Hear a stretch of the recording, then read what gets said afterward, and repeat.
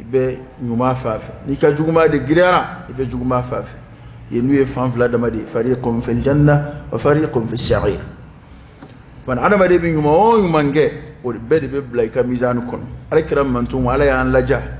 ni nafla la bara do wi ka kekma kula min daraja kabun kateme wati toka bamanon gote ko tigi sako ke akafsa wala nyumange ala be bara ma fe wati be san do be san wati be nga wati munun kerengere du angan jando o wati ula wana shuye bato mi ni bato kerengere ndu ayre chugula shuye bato bay ala kira ko hadisu kudusi la ko ala e shun kerengere ayre as-siyamu li wa ana ajzi bih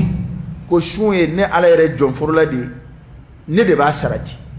koroy ni bara to kera ujate doni lu meleke bu ujate sebe ngani shuna ala yere de be shun sarati amma dantige meleke wi kuma de koroyo wadato alkira ka sahaba dem se do blasra mamina ko ka bara do kerengeray alkira ko sallallahu alaihi wasallam akumbi ma ni shunye ko nywana te shuna equivalentala ani foi tekili shunde bare yazharu fihi al-ikhlas ana madika ikhlasu bi bangi ala yere tilika do bara chamana katame shunka adaka na adama de ko ni shuna chere la ala jati ni kama aw ya ala koy de o ya ala koy kadaka sira chama de bi adama de psika abangi mo wi ki shumbe ka sori mashum hali sungalo ba psika sungalo tilim wanta beke abe mo ngena kibala ka shun ka sori dala ka shun bana shun ye batoyi fa ka soro yere duskunde dara alala ki yere je dugula ani bangina shundige fewna be dangari shuna ki yere je ulula mo ngena ani mo kofe bana wode ay ikhlasu ma roy وديا تو على كرا صلى الله عليه وسلم ايركا شون كنغا تشان على كرا كنافلا شون كنغا تشان اكومي مغو شوكا كا اكليكا على كرا بالولوكا كدوميوكا فوكا تاساكا فاتوليما صلى الله عليه واله وسلم على كرا كما دوننا كما مناب شون كانو دو مالكا تافي مامنو يبتو كلا غنوي على كانو به مامنونا على كو كدي مامنوي نوبا فوكا سونا على لا daraja korotalin kadi mamunu aljina kula mamunu natakabbu baraji nofe alkira kuma do sallallahu alaihi wasallam ako ko dado be aljina kono dun do aljina kono ko dado be afama ko arrajan o dain toy alkira sallallahu alaihi wasallam kira de nin kibaru info ko odain to ko arrayan yadkhulu minhu as-sa'imun ko shumbaw de be do odain fe aljina kono yawm al-qiyamah la yadkhul minhu ghayruhum ko utanawti do afe ma shiti do odafe aljina kono dina imana ke ma façon fa ka soro ikera nganaye nafla shuna may me nafla shule no fede ete farda koni asika foke kera shungela ni farda yo ini tobe da makaka wala ini ma tobe da makaka sungalo shunda gani iye ma to dansa nafla shuna ebe do damin fe o to ko arrajan tasawwar takhayal ere ki akili jagabo ni adnana jama nyon kumbe oro badola mamunun do ndabe kerengere ni da kerengere le do tu do ma to ka furu baddo ndafe est-ce que olu place ni mato ta ekili olu kumbela ni mato ta ekili wa olu ka bonya ni mato ta kakawa kella kuma korode yoyi al koroto don ko donda ni mato ta boronyo na oda mateo olu keregere la ni bonya do de ma were tna bonya insoro fo shumba nganaw fo nafla shuna nganaw olu de binani bonya insoro ala yoro awa kirama dawma de akoma ti do dain ve nuke ama dawma ako ko ni shumba bu wele kana do dain fe ka fo aina so-imun shumba be mini woni yoro de la ankili bi jigin ka fo adamade kanga to ikaye kulu dola lahara ni kulu welel damnena ato ikaye kulu dola ayna as-sa'imun shumba ubemini akili bijigi kafo wele binada adola nafla seli la ngana ubemini qur'ane kala na ubemini shujola ubemini shinji tugula ubemini sadakati bola baw ubemini rakira ka hadisa do ni fa sallallahu alaihi wasallam ako aljine daw ko baran mo donda ubey kado aljine kono ni kera seli dungela kebe wele min bab as-salah ni kera shun dungela kebe wele min bab as-siyam min bab as-sadaqa min bab as-silah ayni foddomina Abu Bakr radiyallahu anhu ko Abu Bakr ko woni ko yari o daminuna baran ma dawla yari ma be soro la harakena ka mamnun baraka wele kana bema wi doka bela wi ma to dan wi chugo ba bela wi chamanga bela ni shuna ngana welela ubulula ni nafla silla ngana welela ubulula ni sadakati bola ba welela ubulula ko alakira ko ma ko mba jigiya e kaye o mawla alakira ko ya sallallahu alaihi wasallam ko yuqalu ayna as-sa'imun shumba ubemin fayaqumun ulubi wuliti awa anflani ado la harako nafura la harakenaka baran ma dokman nana ko ni mo be mini foni sori to la sade nyata fi bitalo parce que bere jombe bebe boda yini na bebe yini siga pour koto ni kodoy wada to adama de ka doke baran ma bela lillaka kuma infoya anga don babba do ya fa ko adama de ki chesri na fora ko ni ngoyin kadi alai ko halna kira ishi kono shenkele ki ka ko inge baran ma nafla la barola muna kuna dunge wele la har alaka fonsire akabu na sudan so welela na ngano welela ni ngana misenu welela ni aduguma mo ko allaba adola hali minde laka ko inke shen kelen ko alaka wele bi songa sama alaka fonsire bunya kama wallahi hara adama de te boda don e ka baran ma chaya e ka baran ma nona ya chaya jango ibsika chamange mina ika chamangola awa ko no kera shumba buli ku jo amfleni ولوبي دو دين فنوي الرجان ولوبي دو كونو دونا أغلق فلم يدخل منه أحد كوني شمبا وكون مبانا كبا القيامة كنكا ني شمبا ويلا شنانغانو نافلا شنانغانو لولو دونا الرجان في ودين بتبو ما ورشيتي دو ودين في منا ودابي يني نجمي ني نافلا شنشا اي وكفى نسائي ننني حديث دوي وغيره أني حديث كتاب ورو بسند حسن نسند من غين نافوركو كما منو يال أمن يوم بلو كنا كتاسي على كرامة صلى الله عليه وسلم في يطول لا مما تونا أم بنيوم كمينا ولا نام بسكا كمينا أكما تارا جوما من ويه أسامة بن زيد كوكو قلت يا رسول الله ونكو يا على كتشدي لم أرك تصوم شهرا من الشهور ما تصوم من شعبان كنا ما يكيب شون كالو شلا نما يكيب تامان شون كالو شلا كتمت شغلو ما غنو كالوكا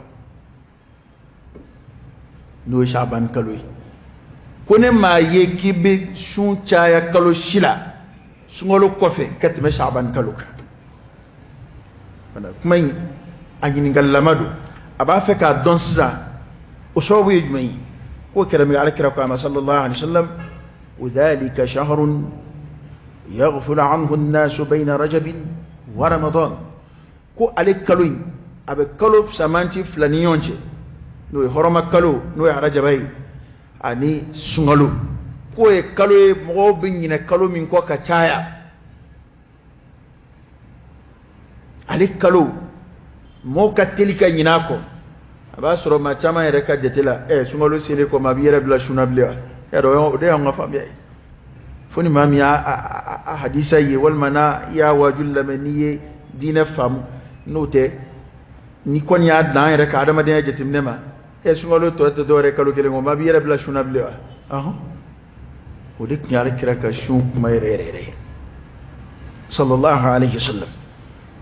وكو سمولو مانغونو على كراك كوي كالوي مو كاتليكا نينا عليكو arajabani sungalo ni nyonje ko kasoro o kalo inde duye kalo e jonga baraw san baraw be korota kata alama wati mina ko oyode hallo asro hadisa ma san to sibi don bo ka sharu be koreali ke kata udima kada ka baranma yele kumawbe o yele dum fora baranma na mini kalo te kili nga imani nga ke kalo e walma sa mana ko barajmon jonga barajma de bo korota kata alama shaban kalula ko ne ba kanu nga barajmon nga korota ka soro mbe barajma dola no yishui mba kanu nga barajmon korota rakata alama kumamina o ka soro june do fana ya alkira tabiya sallallahu alaihi wa sallam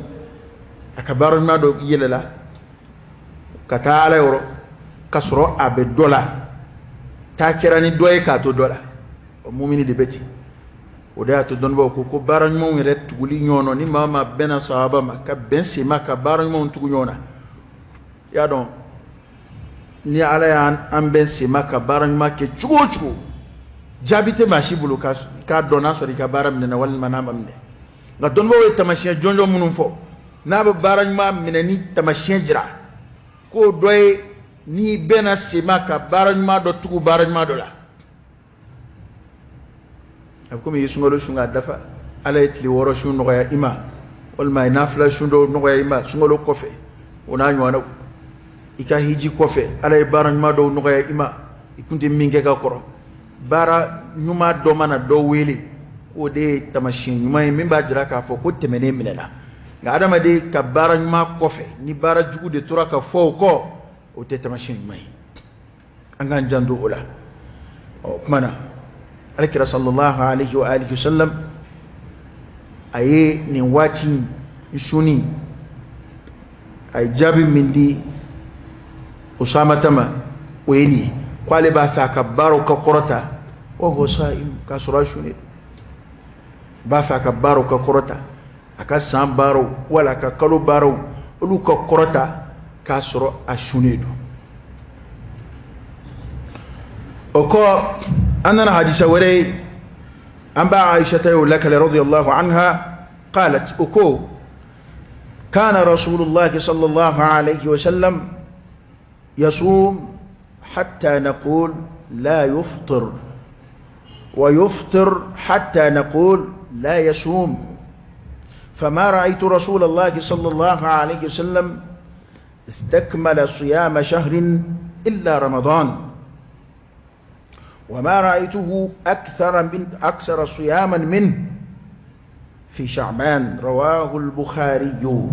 كو ما دول على كرك بشون تكو كنافلة شون تكو كاتكو كو فامبا فوكو إكو كرانا شون بلابلي كراك بوكيك مدولة صلى الله عليه وسلم كشون تقوكات فما فكو لا يفطر أتنا شون تكبر كوك مدولة فنا أبو فما شوما فما فكاتنا شون فنا أقرأي أريك يا أنكلاني أنا ما دي بسيكا مينجي لا تكلف نفس إلا وسعها بطلة لا تكلفوا أنفسكم من الأعمال إلا ما تطيقون akana ayre karaba batula batuma na foka kanu dila chugo ibsika minge madobla adama de mana lafiebo o be batu krokroya o be fanga kura dila be ni kura fie ila ko madobla ala kira ko be fama nafla shuma sallallahu alaihi wasallam fulu ba foko atna shumli mado aba chugo fu ba foko ati shumtike ko kira ko min la ala fla bek sallallahu alaihi wa alihi wasallam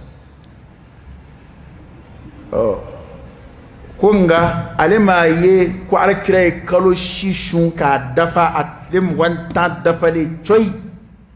illa ramadan amba aisha ta dibriya lakali kufuna kira shumalwi kala kira makalo dafa le shun ka dafa piu ama halti kilimla kufuna kira shumalwi ako okuma kira fe kunga amma e fana kwa e shun caya kalo shila sungalo kofe kateme sungalo mangono amma e kwa e shun caya kalo shila sungalo kofe kateme sungalo mangono mana kuma khulasa e mi hallo asra don bobu nyon soso ka foko mamanga kalo wara dafale shun la afara ko kira kon make sallallahu alaihi wasallam kalo dafale shun min ta sungalo babu fihi wasi' ma tsika ma jalaki kuna kalo kilin dafale shun kai haramu ke wal baka ka shun tinne hanga farati kuma folla do munum balledo ibo defo shere do munum bali ka fo nin do nunu manga krengere kulu shun no borala abana bam ga ba shi to be ke shuna o ya ngode nasira kam mi ga bo baraji so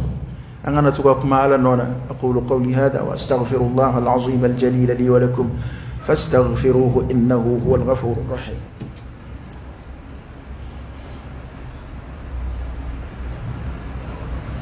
الحمد لله رب العالمين حمدا كثيرا طيبا مباركا فيه وصلى الله وسلم وبارك على سيدنا ونبينا وشفيعنا وحبيبنا محمد وعلى آله وأصحابه وسلم تسليما كثيرا. وأنباء عائشة حديثي بخاري دي حديثي مفلي. وتقول أم سلمة رضي الله عنها ما رأيت رسول الله صلى الله عليه وسلم يصوم شهرين متتابعين إلا شعبان ورمضان ومرادها أكثر الشهر. قال ابن المبارك هو جائز في كلام العرب إذا صوم أكثر الشهر أن يقال صوم الشهر كله. أوى نيه أم سلمة كحديثي أنباء عائشة رضي الله عنها أليكو كما دلك يكرا كرو فوي دفل شون فسمالو كما يكاك شون كتشانكلو شلا كتم سمالو مغنوك. أم سلمة وهي من أمهات المؤمنين ألفنا كو أكون ما يكوال كرا كلو فلا تكونونا أبدا إلا شعبان ورمضان كفنا كرا شعبان نو سمالو مغنوي أني سمالو كو كرا ما دلك كلو فلا شونغ تكونونا فنا كرا نكلو فلا حديثة دمبي كافوكو يوم الشك نو سيكا دوي فو سيكا كيمبي kalo billaje bi wuladayna sungolo mangono tile mugan konondo amena kalo laje ko kana sun ka kon sungolo nyeni tile kili wal matle fla ko shuni tibbe jango kerengere masika do o konedo asebe koro kombe kele ani ni amba aisha taka kuma infle ale ko ko amakalo shidda falishu ga ummu salama ta ko kwa ale mai kwa kalo fla tukunyona kufuna kera sungolo mangono ani sungolo yi bana don ba usura la ka ambla srasa ana ngana singa wuli ka temeti amunu zina ka tili aboyaya me amso dogo ko ni maketa doko ka kera bana don ba ya ambla sra oluko pa kambe kalo kuma flanai no ummu salamata ka kuma ko kambe kalo famba de ma ko arabu ka kuma na arabu kana ni mai fe fambash ke ibisiga foka beke ko Abdullah ibn Mubarak ko kuman jaizun fi kalam al-arab hey obebe halba manangala ni ma na ni lanzara surakula ni ko kai tlebe kala timangalo tige ko eta kleto ni biu fitiri maseu tleba biu nuhu yesa keme konontoni biduru ke akamogo chela nga qur'ana keto ka barobo Qur'ana ko kwai samba kilenge uchela ko funa kera sambiduri nga aye keme konondoni biduru togo wele chien folo la ko bakili kasoro biduru ba je bakili na ko ray di fesru yana fela ni ko kwa be imangalo ndige obebe arab kana chukumina ni ya la jahali ba manangala obebe ko kuma na ummu salamata tadi koroyi ka fa alkira sallallahu alaihi wasallam pe sumoro ngono famba beshu fibsiga foyere kwa beshu kadaka kalo ni ya shun kuma dola fuka tasi tile muganu koma iba to tile dama dom bla foko karsa siga foki kalo imbeshu ana ko kore angana nata ngwara da kuma flaini yonche anga don ka kuma flabbe sahaledu akuma flabbe laini ube ko nimbena minga o ka fo ko alkira ka shun kunga chan Sha'ban kalula no isngolo mangono o kuma na ayre de kumfle o kani anga fle kan chesri ni anzira ka dondoni minkala angana ko imbeke kumai ni ko ni daga min bi daga iko laje ni ko ne bid'ai min de bid'ai iko laje angon ngana ketti ndron kanski ka nyon da chek ka bo alabato ma ngana kukui angan chesri ni alakira sallallahu alaihi wasallam asabatira shumununka no watu sira angan chesri ka dokala o ni don bawo ni kuma num be fara nyonga nube nafla shumunun kafsa ni don bawo bulu jati o be Sha'ban klanche Sha'ban kalu tlaje no sungolo mangono tlitanduru foloin don ba chama bi sisi oka no sungolo mangono tlitanduru folo hangan chesri israka tanduru beshu mi do fara tanduru ko miya ashun fo muganu lovla miya ashun fo muganduru mi zraka tanjuana mi zraka duru shwana anga do ko shunwati kondo anga adamadi hakilla munum bana ka fo ko sungolo siraka wasangoni ja mena fere jini dumini ma yani sungolo kasi anga na keti anga entraîner ka sungolo kumbe de mado be ni sungolo temena fo sungolo wera utishu ewo mo be de aslamo be de ma fo muslimo te de ga una ta de ka dongon ko jugu ubaraji kun nata ka dongon la foulée de shungo fafe kada shunu e fe abada ma de jidala israila shuba adama de kala yere minana shuye bato bay jangwanga ni watina angani wati magobe shuna kusube makangi chesri jangu demsenu shabab ka nafla shunchaya funangenu ngoni ka nafla shunchaya mama ishi ba ta sandan sekina ka yele jangu alama furu seke munu inforo ka nafla shunchaya wati bena bato nyuma kana ke ibina desekui ewa khoroba wi halbi fardayo mude uluga mude chuwaya de nyebe gayi ake kabi bisiga ake na misiri la ikaseli kabi masigi shezi kono na flashu kabi ni ibisiga kongo muyu na flashu chaya kabi ni estoma mimine aye ko baraw ma yani kodo kaddo ani baraw che je wati kurni adama de min ke odama de bilika juma gafe kono ibe min ga ore bilika juma mizanu kono